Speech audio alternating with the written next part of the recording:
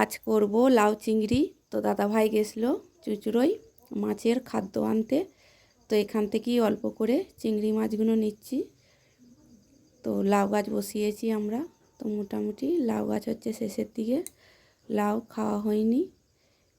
তো এই যে এবার যাচ্ছি লাউ একটা নিয়ে আসবো, যে বাঁশতলা ভেতরে দিয়ে যাচ্ছি। তো আমাদের দেখো কত বাঁশ গাছ, তো আমাদের নয়, এগুলো মনিবদের। তো এই যে এই ভেতর দিয়ে যাচ্ছি, আর মনিবদের জমিতেই লাউ গাছ লাগিয়েছি, প্রায় লাউ গাছ শেষের দিকে।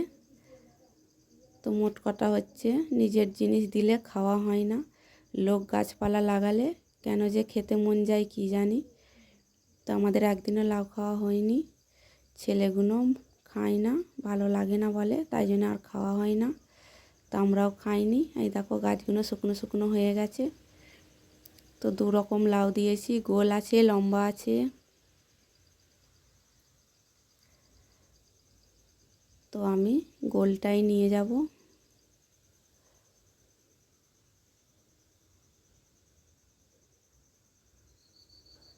এই দেখো কতগুলো ধরেছে, দাম নেই এখন। তো এই যে গোল লাউটাই নিয়ে যাব।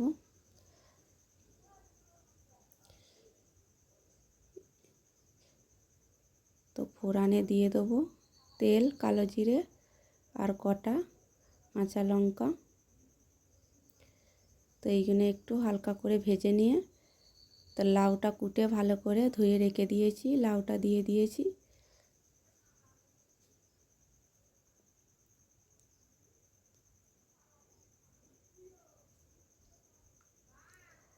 তো তরকারিটা কেমন হবে জানি না, এই প্রথমবার রান্না করছি। তো ছেলেগুলো তো আগে বলেই দিয়েছে খাবো না, হালকা দিয়ে দিয়েছি নুন আর হলুদ।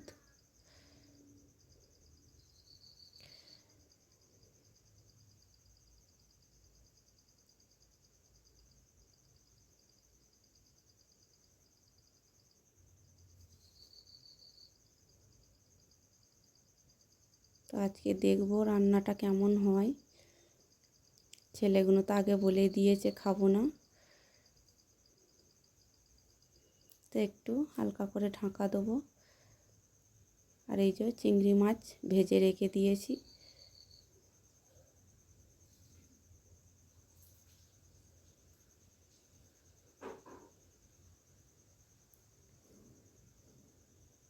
এই যে যা মশলা ছিল যত রকমের দিয়ে দিয়েছি।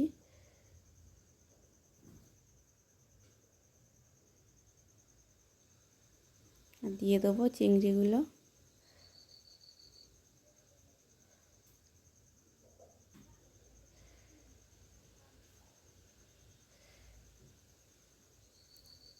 তো দেখি কেমন রান্নাটা হয়।